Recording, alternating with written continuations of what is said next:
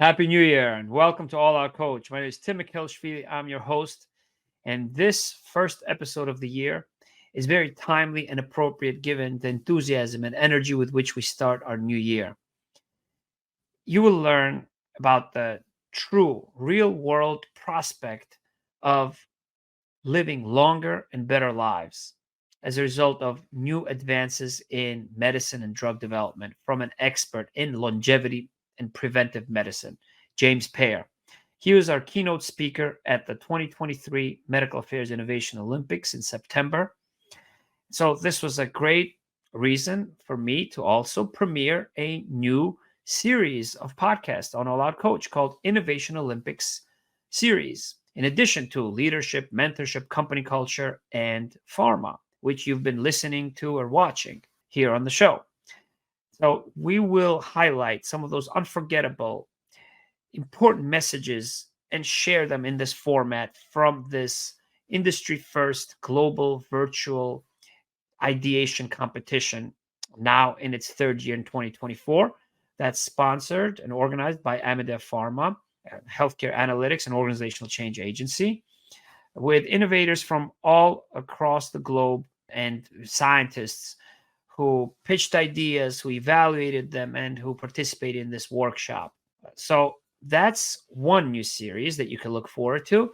Another one you can expect this year is the In Weekend series as well, to also chronicle an online journal that I author now in its seventh year, which is intended to inspire people for the week ahead, for the work week ahead, and share lessons in leadership, in innovation, in healthcare and other industries, and organizational change as well. Providing you different new formats, not just Q&A, but real conversations, as well as educational narratives as well. A little bit about this episode. James Peyer is CEO and co-founder of Cambrian Bio, which is based in New York. He has dedicated his entire life to finding ways to address preventive conditions. And he tells a very personal story in this episode for why he is so passionate about preventive medicine. He founded the first global longevity-focused venture capital firm called Apollo Ventures prior to becoming a CEO at Cambrian Bio. It had investments across Europe and the United States. And previously, he served as R&D specialist at the New York office of McKinsey & Company, working with major pharmaceutical clients. He has a PhD in stem cell biology from the University of Texas Southwestern Medical Center as a National Science Foundation Fellow. And he received his Bachelor of Arts with special honors from the University of Chicago. So I hope that you will enjoy the story that he tells from being a PhD to becoming an entrepreneur, leader, as well as two specific new cases, vignettes of pharmaceutical companies that have new preventive and longevity treatments already in human clinical trials. So I hope you enjoy this episode. Subscribe to All Out Coach and share it with your friends.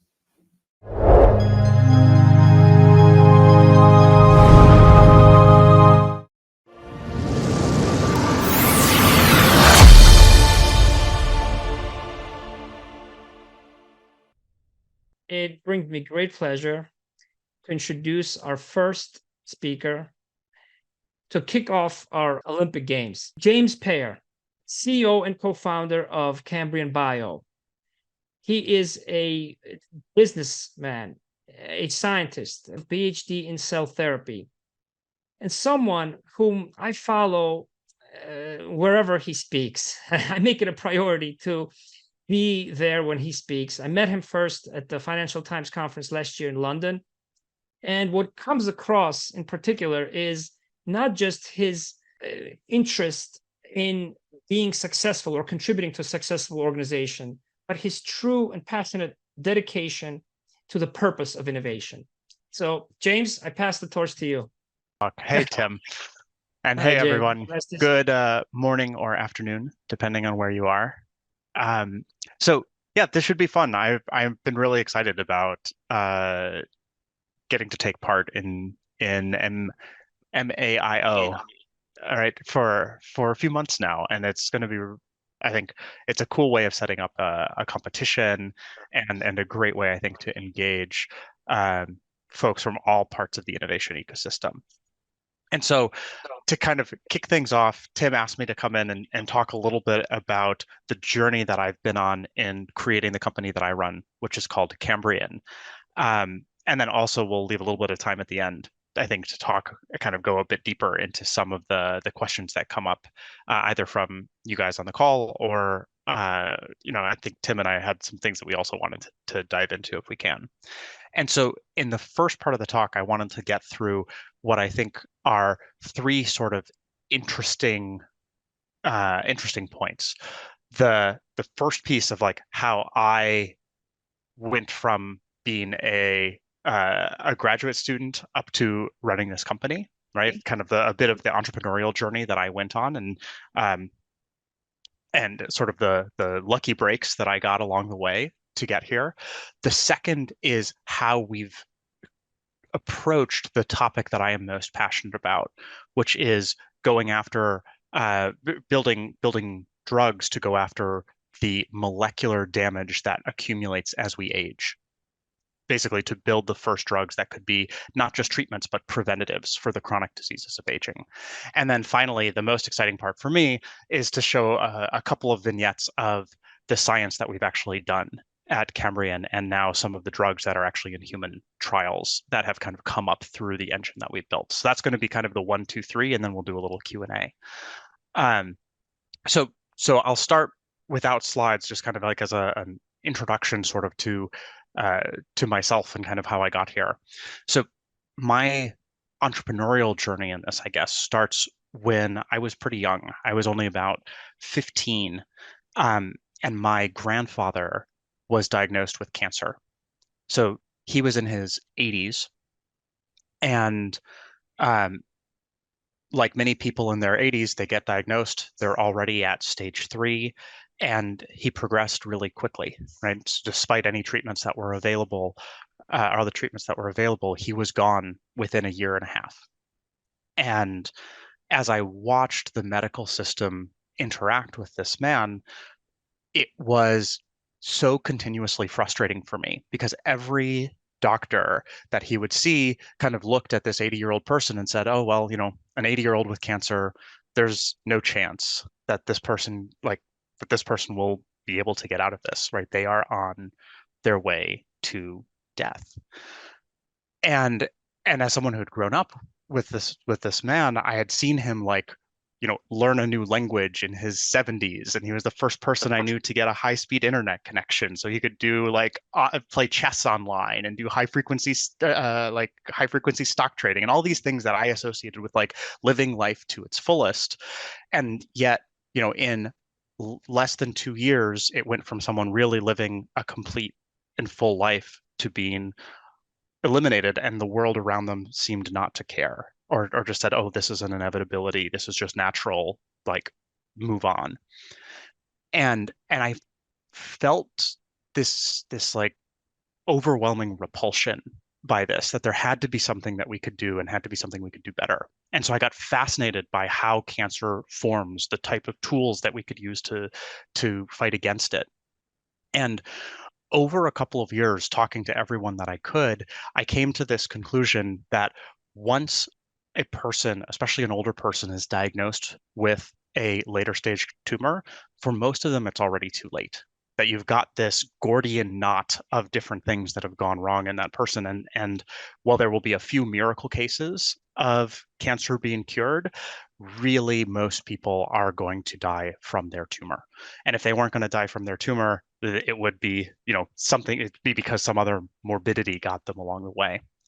But there was this small group of like sort of outcast scientists, and remember, this is about now 20 years ago, that at the time were just working on flies and worms.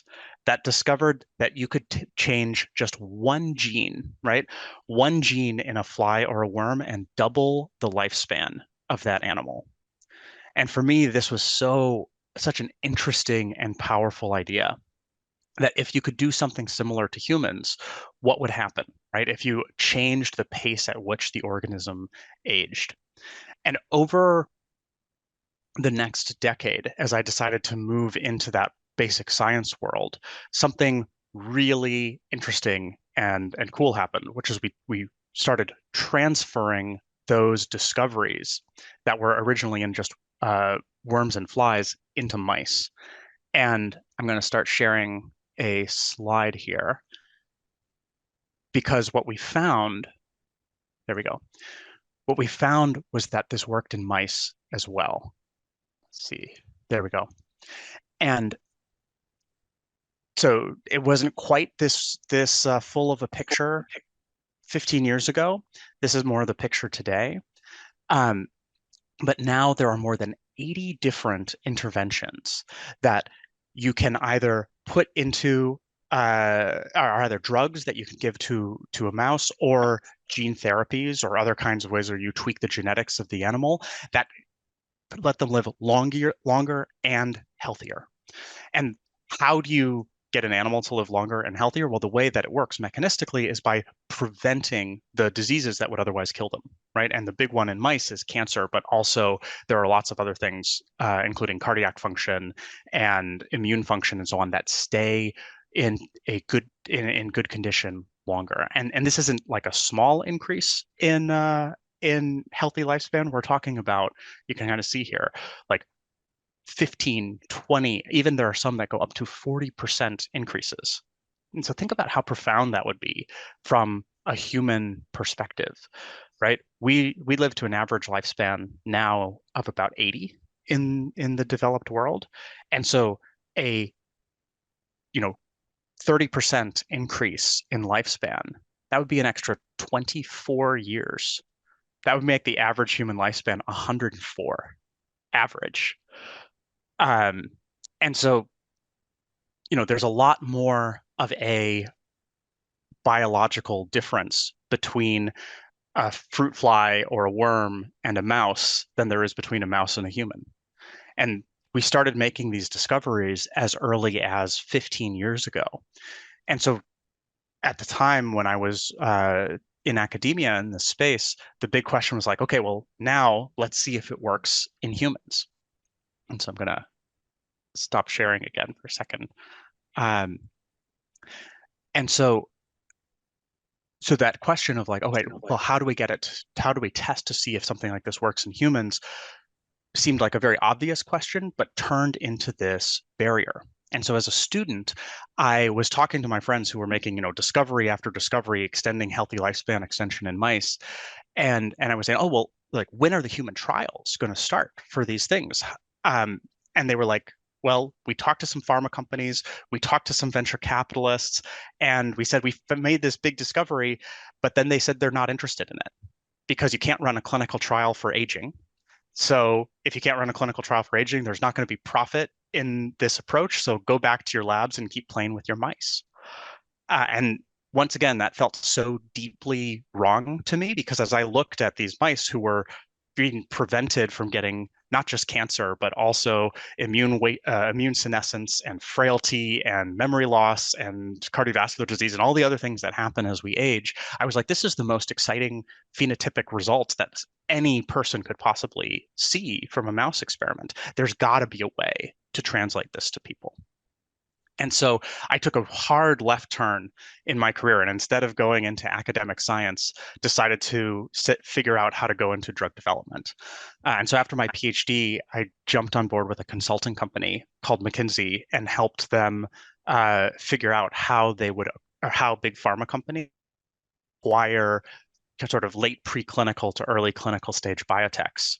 And as I saw that game playing out, I observed something kind of interesting, an interesting pattern, right? And if you go back, again, this is more like between 10 and 15 years ago, the big trend at the time was in immuno-oncology and in rare orphan diseases.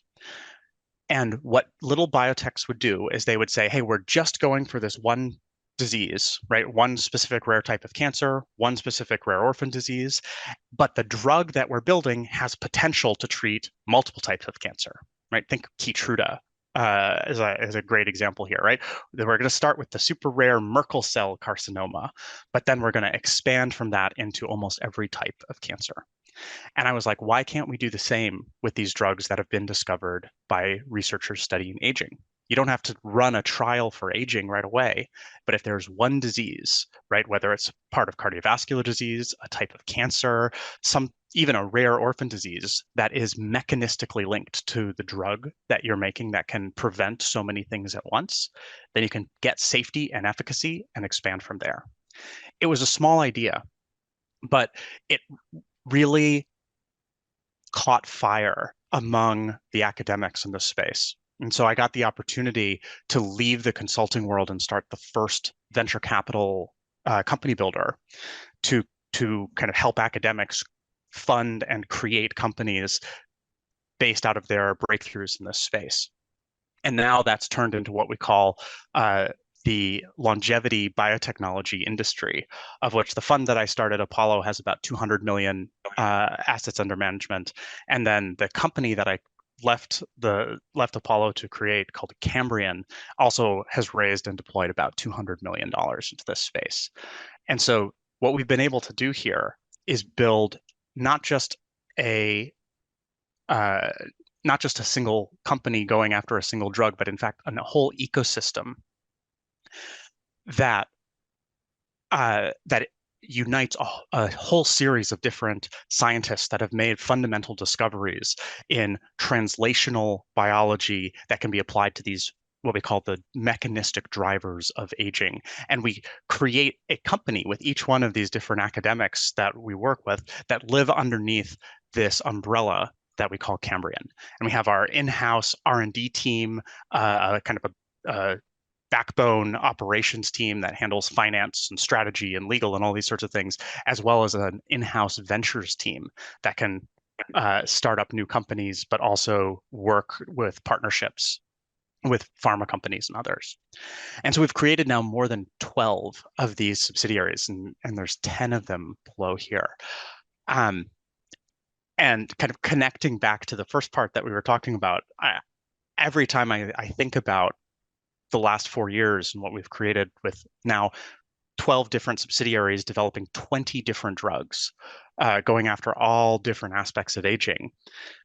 15 years ago, I remember going to my my PhD mentor and saying, hey, I think I want to work on aging as I think that there are ways that we can slow down these processes of aging and prevent disease. And he was like, James, that's really interesting, but never talk about that in my lab ever again, because this was such an unpopular, unpalatable, kind of unapproachable target for any translationally minded lab or company to go after. But now it feels like it's completely the opposite, that we have a set of strategies and a set of molecules that are making this real. And so when I look at this slide, what it really makes me think of is more like this slide, which is now we have so many people, right? Cambrian as a whole is kind of, it's the, not just my dream anymore. It's the work and effort and dreams of more than 100 people who are all coming together to try to make this idea of creating new medicines to prevent disease possible. And I'm humbled every single time that I think about how many professionals from the pharma world, from outside of pharma, from nonprofits, have all kind of circled around this core idea and are dedicating at least this chapter of their lives to making it happen. And so the group of us have kind of been trotting all around the world. We were invited and got to talk at the New York Stock Exchange, which is there on the left side of the screen. Been talking to senators and congresspeople in Washington, D.C., which is in the top right, and talking with real leaders in the pharma world So the conference, the FT conference in London that Tim mentioned, where he and I first met, that's us down in the right, bottom right there.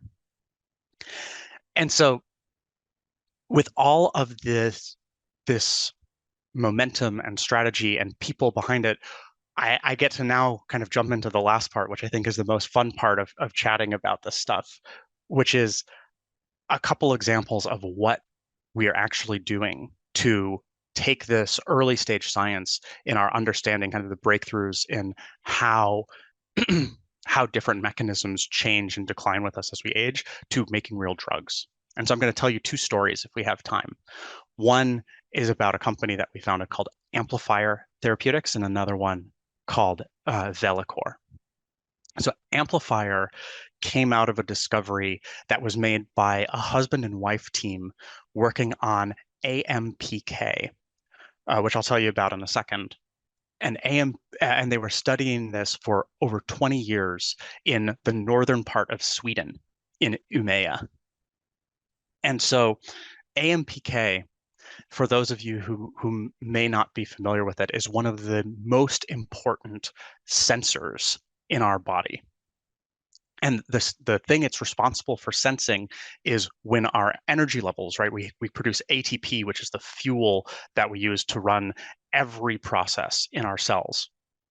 And when our ATP gets used up and gets low, AMPK detects those low levels of ATP, turns on and coordinates a whole series of processes that we can probably recognize as the type of things that happen when we exercise, which is the most common situation that we get into of when we use up our available ATP. So activating AMPK tells your body to burn fat, boost your mitochondrial function to make new ATP, utilize more glucose, increase your blood flow, and it even initiates a whole suite of cellular repair processes. And so it's been known for now about 15 years that if you force AMPK to get activated in either a worm or a fly or a mouse, a few things happen. The first is that animal lives longer. The second, and I think more interesting thing that happens, and this is particular to mice, is that they start getting the benefits that you see from regular exercise, even if they're not being trained. And so a group at the Salk Institute in 2008, so this really is 15 years ago, found a compound that was unfortunately never suitable for human use. But when given at extremely high doses, day in and day out in the water, would activate AMPK a little bit and give benefits to heart function and endurance. And connecting back to our Olympics analogy, it was funny because after the Salk paper came out, the WADA, the World Anti-Doping Authority, actually banned this compound from use in the Olympics and the Tour de France and so on. And there have been a couple of cyclists, I think cyclists from Morocco, who actually tried to take mega doses of this thing to activate their AMPK and were disqualified from competition, even though unfortunately that early drug would never have worked. So in any case, so for the last 10 years, there's been this race to see, could you create an activator of AMPK? Merck, Pfizer, and AbbVie all tried really hard, poured tens of millions of dollars into creating these activators, but unfortunately, none of them have been both safe and effective, even in preclinical models. Until this group from Sweden that I mentioned, who found this drug, ATX 304.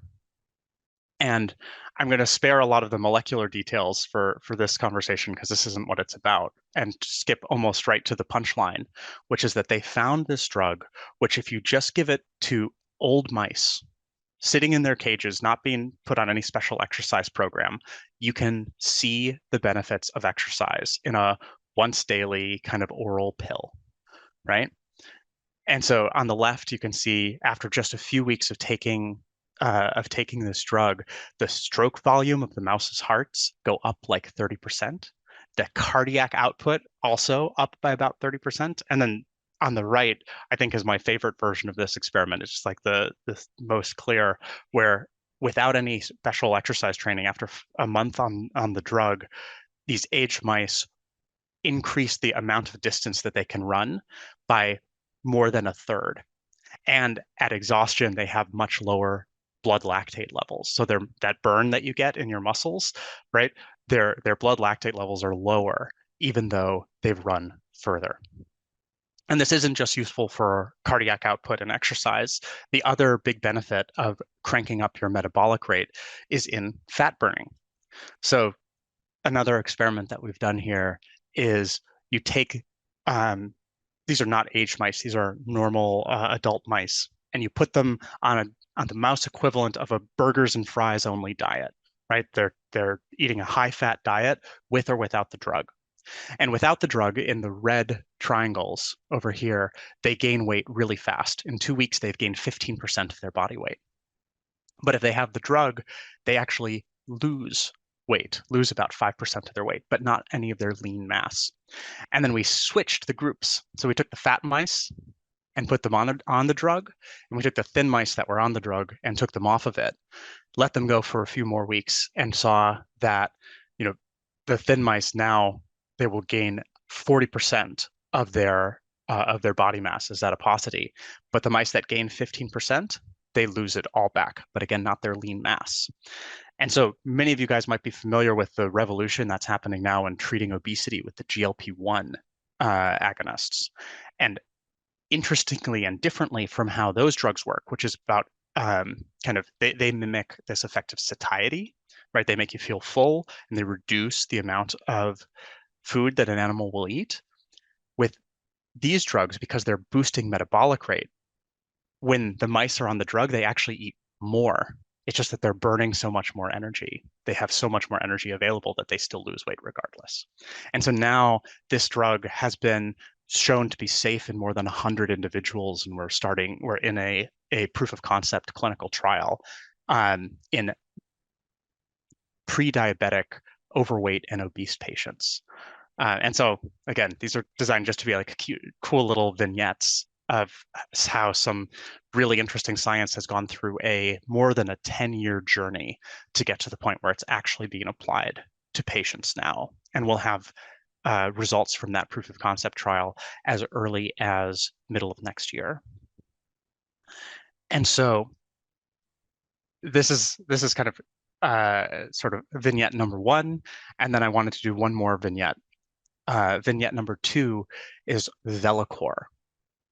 And so this one also is a story that started across the Atlantic from where I am right now. This one started in Israel, in the Weizmann Institute outside of Tel Aviv, where a professor named Eldad Sahor was studying the regenerative potential of the heart and observed something really interesting that I think not a lot of people know about. I think it's commonly known that the adult heart, let's say when we have a heart attack, cannot repair itself, right? If you have a heart attack, you get a bunch of dead tissue and it forms a scar that kind of exists permanently in the heart. But when we're in utero, right, when we're very young, whether you're a human or a mouse, the heart will actually be able to repair, and the cells in the heart can regenerate. And so he was asking the question, what is it about the fetal or neonatal heart that is capable of regeneration that goes away as early as a few weeks after birth? And he found this protein called agrin. This is an extracellular matrix glycoprotein that was highly expressed in the fetal heart and then almost drops to zero right after birth. And with some really elegant experiments in mice, he showed that this agrin extracellular matrix protein was both necessary and sufficient for heart regeneration. Necessary because when you removed it from the fetal hearts and injured the fetal hearts of a mouse, they were no longer able to regenerate. And sufficient because if you added it back in to an adult mouse heart, you could get regeneration. And so this was a mind-blowing idea for us. The fact that you could actually get a heart that has just had a myocardial infarction to regenerate in a mouse was such a cool idea. But I'm going to hold up my finger now. You realize a mouse heart is about the size of my pinky nail, right? Maybe even smaller. And that's very different from a human heart that has a massive amount of dead tissue created when a myocardial infarction happens. And so in order to really test if this works, a mouse wouldn't be sufficient. So in order to get excited about it, we had to do this in the closest thing that could come to the size and structure of a human heart, and that's a pig. And so we took fully sized adult pigs and gave them myocardial infarctions. Basically, you do what's called ischemia reperfusion, blow up a balloon in the arteries of their hearts until they have an infarction event. And so you can see on the left here, when you just give the ischemia reperfusion, right, they just give them a heart attack, a huge amount of tissue in the heart will die. And then it will heal up in this white-looking scar tissue called fibrosis that forms here. And then with just 1 or 2 doses of this agrin protein, you can almost eliminate that scar tissue, and the heart regenerates to its normal state. And this doesn't just, reduce the infarct size, it also reduces the fibrosis when you were just looking at fibrosis, and it restores the function of the heart as well. So this left ventricular ejection fraction also is restored almost back up to the baseline after a heart attack. And so now that we have not just the mechanistic understanding, the mouse proof of concept, and now this pig proof of concept, we've also gotten ready to take this into humans as well. So as early as the end of next year, this will be treating patients with myocardial infarctions or heart disease. And so these are 2 different ways that I wanted to talk about that are kind of examples of how we've taken early stage research that was kind of discovered, and we got excited about it based on the effects of these genes in aging, right? And things that changed in animals as they aged, but now we're applying them to indications and diseases and building biotech companies that make sense in the here and now. So in any case, thanks for your attention, and I hope that y'all have a great time in the medical Olympics that are going to be unfolding over the next couple of weeks. Thank you, James. Thank you very much. And so I want to welcome everyone to turn on your video, ask questions yourself, just like we did last year. And so as you're thinking about questions, I had a few in my, in mind, James. Sure. So, what are some considerations that you suggest for other companies that are developing preventive and longevity treatments in terms of their likelihood to receive regulatory path approval? So we didn't talk too much about the prevention side of this, Tim, but as you know, like this is a really critical part of what I call the stepping stone approach to bringing these medicines to patients. Is that when you've got a medicine whose, let's call it its best and highest use will be as a preventative, the normal way that we get to prevention now is by first identifying a therapeutic use case, right? A disease condition where you can test first safety and then efficacy and actually get onto the market with your drug, and then treat prevention as basically part of an indication expansion sort of framework. So once you've got a drug that's safe, effective, it's either on or nearly on the market, then you can start running one of 2 types of outcome trials, or one of 2 types of prevention trials, right? One is the hard and long outcomes trial, right? This is how the statins were first approved for the prevention of heart disease, right? Yeah. By saying, okay, well, we're going to give some high risk people a drug and see how many heart attacks they get, see how often they're diagnosed with cancer, maybe a combination of those things. And then there are also a series of more function-based endpoints that you might be able to affect earlier, right? And that's more of a secondary prevention, similar to like, oh, well, we're going to lower cholesterol and we're going to be able to find a way to improve based on that. And I think that sort of 1-2 step of moving from first therapeutic to prevention has been the historical way that preventative medicines have gotten approved. And for hopefully for the better, the FDA is more willing to work with companies interested in prevention than ever Yes. before. And so we've really found the FDA and regulators to be a partner with us in thinking about these things, as long as we are clear with them that there is no tolerance for an unsafe medicine moving into prevention, right? The bar for safety Yep. just has to be so much higher. Okay, great. Because I see quite a lot of new companies that are entering this field, longevity research, and I'm very encouraged by that, given where we are in our, economic situation now, and how, United States is very much known for a country that invests in rescue care, right? And that spends about, 1/5 of our GDP in the United States is contributed by our healthcare, which is twice as much as anywhere else in the world. Um, Yeah. And I uh, think that idea of moving from a sick care system to a healthcare system is one of the most interesting and provocative ideas in medicine and pharma today. Um, and I think if we as an industry can pull something like that off over the next decade, that would be one of the most, I think it would be the most fundamental medical transformation since the coming of vaccines and antibiotics 100 years ago. yes. Well, I see Rob Adamowski, typing something in the chat. Please don't be shy. It's a very unique opportunity here. Let's ask some questions. But I can continue, James, and ask you about what is the importance of distinguishing between health span and lifespan, and how should that impact our drug development strategy?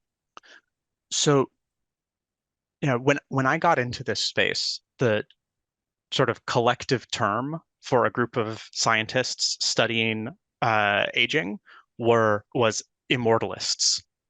Uh, and that never, I think, went over very well with the wider population, right? Because once you start talking about extending lifespan or whether humans even need to die and all of these sorts of things, you're really having a question that's more philosophy and science fiction than medical applications, right? Medical and Yeah. scientific applications. We don't have any evidence to suggest that um, human lifespan could be increased to 200 or that people would not have to die or any of these sort of like far off things.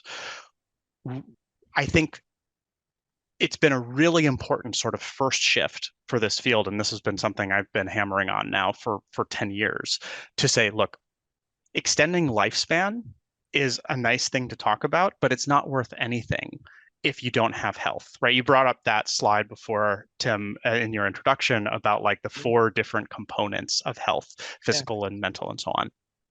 And those are the things that really make life worth living and enjoyable. And if you lose those things, but you're still alive, not only are you a burden on society, but you're also probably not enjoying life. And so most people, I would say, if you talk to folks, most people agree that if you have to choose one, you know, healthy for 100 years and then die versus healthy for 80 years and then unhealthy for 50 years, you would choose the first one, right?